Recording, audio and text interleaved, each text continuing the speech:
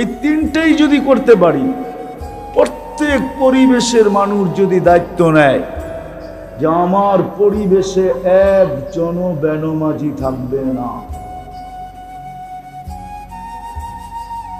আমি দরকার হলে পায়ে ধরবো, দরকার হলে হাতে ধরবো। ও মেরে দোস্ত, রাগ হয়ে যান না।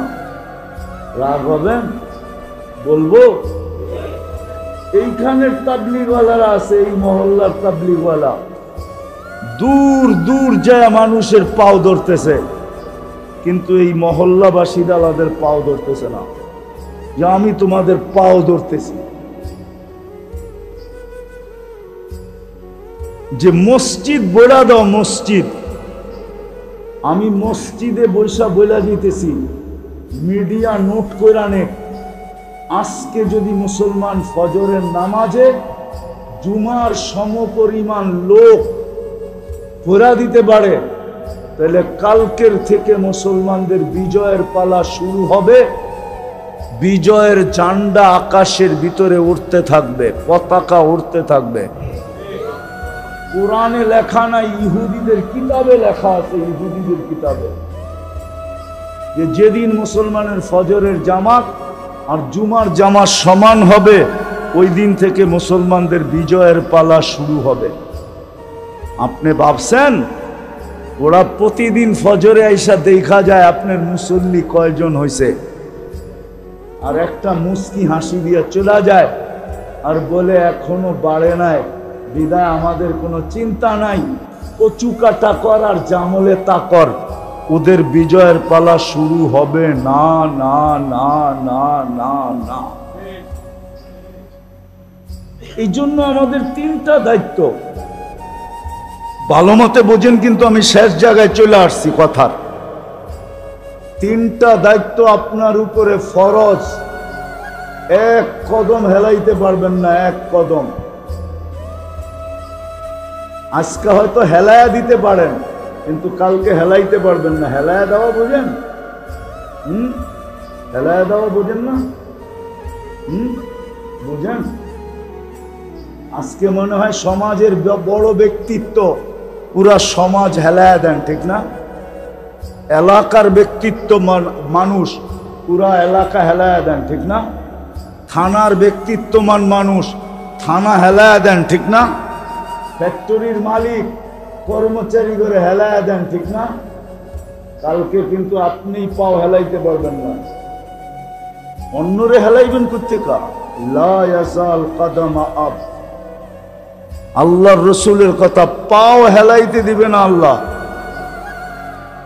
যতক্ষণ পর্যন্ত প্রশ্নের উত্তর না দিবে।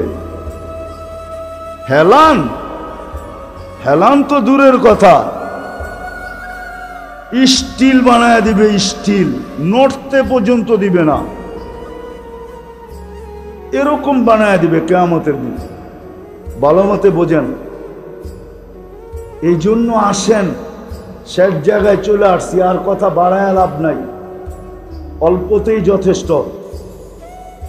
আসেন, এই মহল্লার যারা আছি, মাদবদীর যারা আছি, এই মহল্লার নাওয়ান আপনারা সবাই মাদবদীর তো।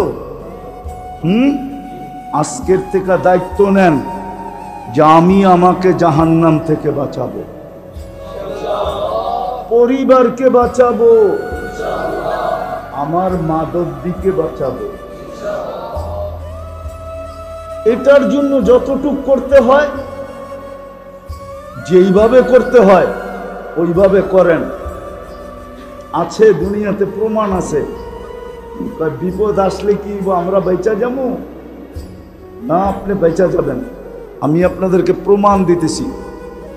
প্রথম সুনামি যখন আসে, তা আমি 3.5 মাস পরে ইন্দোনেশিয়া গেছি, তখনও উদ্ধার অভিযান চলতেছিল, আর আমি 8.5 ঘন্টার ফ্লাইট ছিল আমার। আমি জাকার্তা পড়ছি, 350 কিলোমিটার আমি এই দুই চোখে দেখছি, একটা বাড়িও দাঁড়ানো ছিল না, সব মিশানো ছিল, একটা বাড়িও ভালো পাইনি। কিন্তু 350 কিলোমিটার ভিতরে একটা মসজিদও একটা সুতার দাগ পড়ে না, একটা মসজিদও কিছু হয় নাই। চলেন আরেকটা উদাহরণ দেই।